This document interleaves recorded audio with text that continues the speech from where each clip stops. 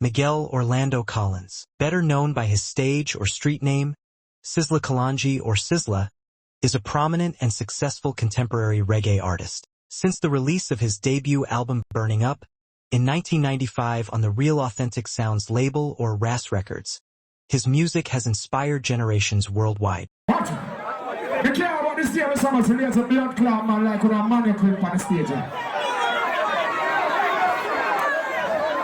All who never suck the pussy and jump off on the stage. All bad luck, see them.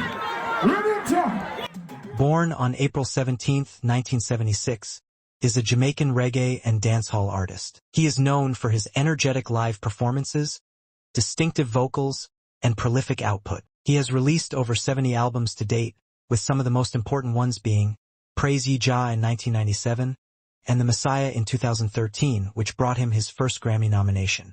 Pitch maverick of music, Sizzla is a music producer, philanthropist, community leader, and global ambassador. He created the Sizzla Youth Foundation, based in Augusttown, Kingston, Jamaica, to improve Jamaicans' lives through community projects. Sizzla was born in the cool, quiet, and peaceful parish of St. Mary, Jamaica, to devout Rastafarian parents. Like them, Sizzla subscribes to the Bobo Ashanti branch of the Rastafari movement. He was then raised in Augusttown in the nation's capital city of Kingston, where he attended the Augusttown Primary School, and then later graduated to Dunoon High School, where he studied mechanical engineering. His music often reflects his Rastafarian faith and his commitment to social justice and activism, and his lyrics frequently address themes of unity, equality, and the struggles faced by marginalized communities. Augusttown was a challenging place to grow up. The community was plagued by poverty, violence, and crime. But despite these challenges, Sizzla's parents, Helen and Donald Collins, instilled in him a strong sense of values and a love for music. Throughout his career, Sizzla has collaborated with numerous high-profile artists, including Damian Marley, Stephen Marley, and Capleton. He has also been recognized for his contributions to reggae music, winning several awards, including the prestigious MOBO Award for Best Reggae Artist. Sizzla began to develop his own style while serving his musical apprenticeship with the Caveman Hi-Fi sound system in the mid-1990s. Using his music as a vehicle for his message, kickstarting his recording career in 1995 with a release through the Zagalo label. He then teamed up with Bobby Digital Dixon for a series of singles. Homer Harris, the same man who named and mentored Buju Banton and got him his first break, introduced Sizzla to top Jamaican saxophonist Dean Fraser, the musical director for Philip Burrell's Exterminator family, also known as Fatties. 1995 marked an important turning point for Sizzla when he began working with Fatties. This union led to a run of successful singles and the release of Sizzla's debut album, Burning Up. The two allied again a year later with the follow-up, Praise Ye Jah Jetstar. Praise Ye Jah was quickly trumped by his release of the Dixon-produced Black Woman and Child that same year. That title track was a smash hit and became something of a cultural reggae anthem. Sizzla scored several more hits during 1997, including Like Mountain, Babylon Cowboy, Kings of the Earth, Purify Woman, and the Luciano duet, Build a Better World. Produced by Mark Myrie aka Buju Banton and Sil Gordon, Purify Woman is one of the initial singles that signaled the conclusion of Exterminator's exclusive association with Sizzla. Utilizing culture's natty never get weary rhythm, Sizzla delivers a delightful tune in which he praises women for more than good working and hot bodies, infusing a much-needed positive message about women into the music scene. His material is usually full of originality and positive subject matters. This record for Bobby Digital Dixon's Brickwall label stands out as one of his top singles from 1997. His incisive and culturally rich lyrics are articulated with exceptional skill, and the refreshed rhythm of the Abyssinian Sada Masagana rhythm beautifully enhances his delivery. However, his fever reached a pitch in the summer of 1997 after the almost simultaneous release of two albums from the artist, Praise Ye Jah and Black Woman and Child. Both became instant contemporary roots reggae classics. This hot streak kicked off an enormously productive recording binge that lasted over the next several years, with much of his output still done for Burrell, Along with universal praise came Sizzla's first nomination for Best International Reggae Artist of the Year at the 1998 MOBO Awards and a place in various magazines' Top 100 Albums of the Year.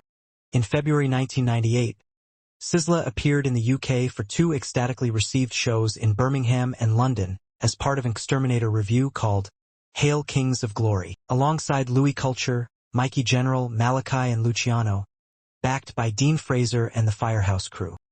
Life's Road is among his first 7 singles released under the Exterminator label. The influences of artists such as Tony Rebel and Terra Fabulous were evident, yet it was clear that the emerging talent had managed to mold his own style. Unlike many young artists chasing quick fame with slack tunes, Sizzla prioritizes the production of uplifting music. With Exterminator providing some excellent rhythms, he was well positioned for a successful career in the reggae genre. By that time he had already released several dozen songs, and also a few albums including 1998's Kalonji and Royal Son of Ethiopia by 1999. That same year, 1999 also saw him receiving his second MOBO nomination. During the second half of the 90s, Sizzla released a staggering amount of records for almost every producer in Jamaica, it seems. He received his fiery appellation from jam-style producer Homer Harris, who discovered him while still at school, and the name is appropriate. Sizzla, his words burning down wickedness wherever it applies. Like many other artists at the forefront of Jamaica's New Roots movement, including Capleton, Luciano and Anthony B., Sizzla's militant Rasta stance is expressed through his adherence to Prince Emmanuel's priestly Bobo Shanti order, whose affiliates often wear the turban and carry the broom. Carry On, an Ocho Rios-based label managed by Mikey Chung, collaborated with Sizzla in the late 90s. This partnership led to the launch of a double CD called Liberate Yourself. The first disc features a complete Sizzla set, while the second showcases a compilation of various artists.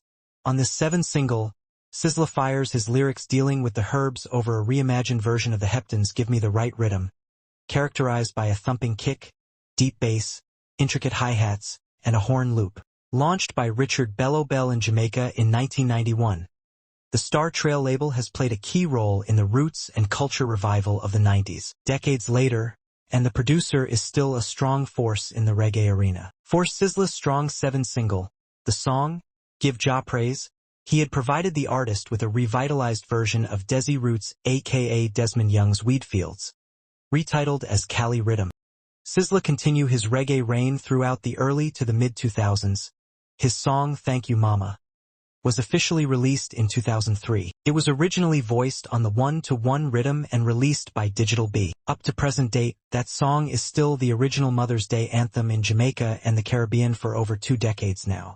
Sizzla often preached the words of peace and unity among humanity, but just like everyone else who tried to go against a certain group of people in society, he has faced a ton-load of backlash due to his anti-gay lyrics in some of his recordings, causing the cancellation of many international concert events. In 2004, he was barred from entering the United Kingdom for several concerts. A British LGBT rights group called Outrage alleged that some of Sizzla's songs contain lyrics that advocate violence against LGBT people.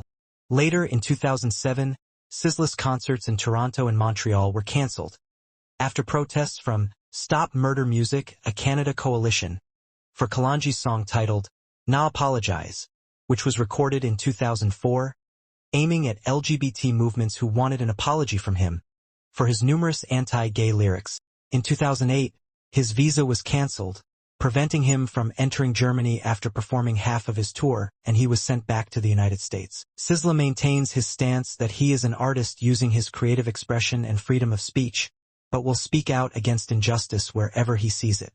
In 2009 and 2010, several concerts in Germany were cancelled after public protests against the concerts. In 2012, several concerts were cancelled across Europe, from Madrid, Spain, Ghent, Belgium, Stockholm, Sweden, and Lisbon, Portugal, after public protests by LGBTQ movement.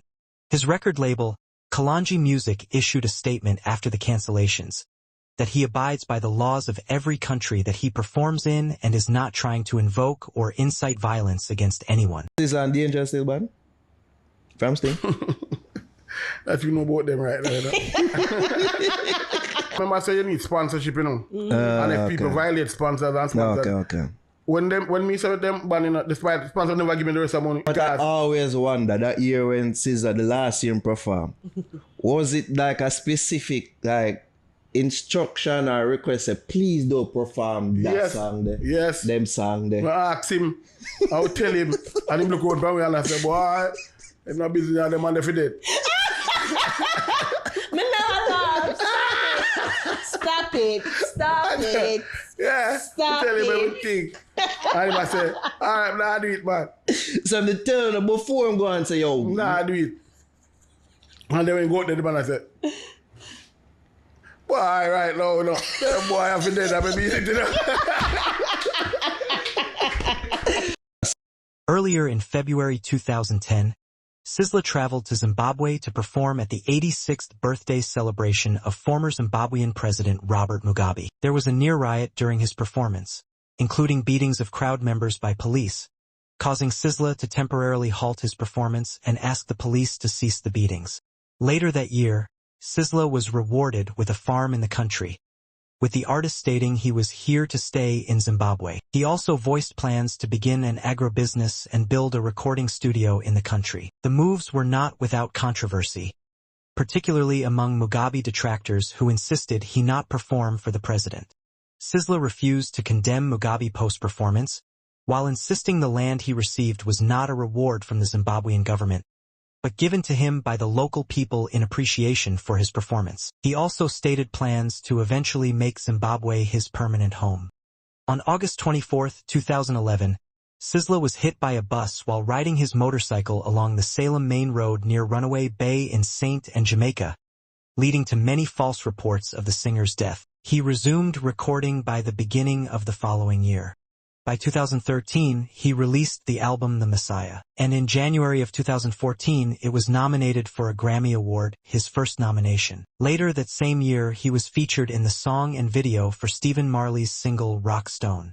His sons Raheem Collins and Melek Collins have also followed him into a career in music, working under the name Remus K and Scorcha.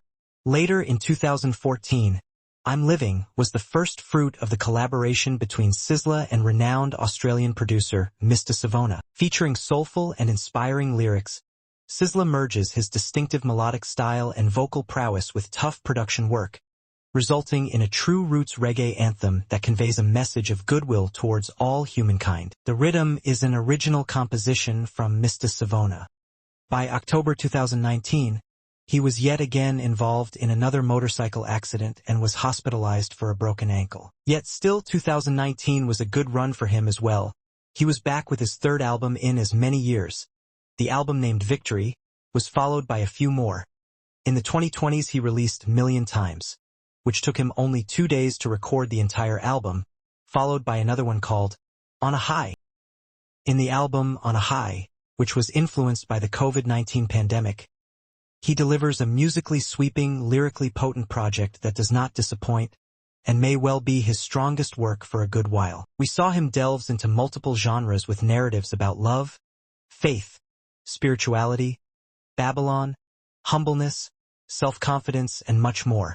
Sizzla has earned himself a musical reputation unmatched by very few. With more than 70 albums under his belt and over 21 on the Billboard Top Reggae chart, with Words of Truth reaching the peak position at number 5, the artiste has earned the respect of several world-renowned artists and producers, including the likes of Bajan pop star Rihanna and We the Best music mogul DJ Khaled.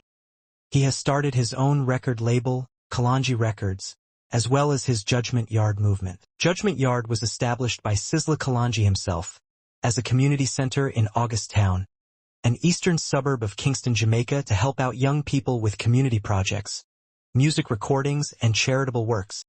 Although Judgment Yard is an organization of sorts, it is also a geographic location at 41 August Town Road, which is where Sizzla maintains one of his residences. Judgment Yard is also the home of Kalonji's state-of-the-art studio, as well as his record label, Kalonji Records.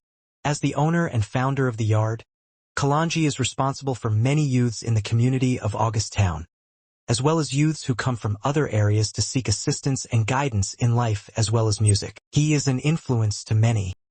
Many of these same youths who are members of Judgment Yard fraternity, they are either musicians or have some direct affiliation with the music through production works, artiste works, etc. Sizzla has recorded songs with the prominent artists in Judgment Yard, Joseph Shepherd, Bobo David, and G-Mac.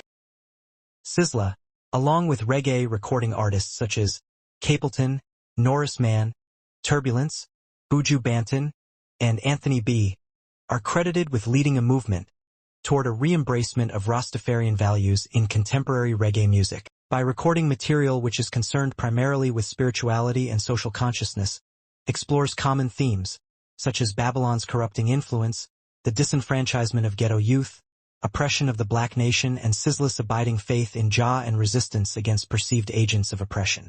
Still riding high off his performance. At the recently concluded virtual staging of Reggae Sumfest, we get up close and personal with Sizzla, picking his brain about what he would have been doing outside of music and more. When asked, he said he only wants to see a future where the government would step away from the wicked colonial slave system and start teaching black culture in the schools, homes, and media, therefore adjusting the nation to its rightful royal indigenous sovereign wealth position. As the true Hebrew Israelite in the Bible and change from the English language to the ancient Hebrew language they took away from us during slavery. Nice. Let's show them the top. Alright. Kalonji. Stop your eyes on my top. We're not disrespect you. Stop. Now, you want to? Now, let's see a show you. How you? They allow this. Come on for the bomb buckler stick. They allow this. Suck your woman. Well, not just say. Yo, be able to say.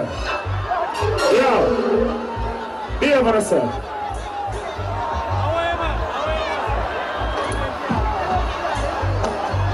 All right.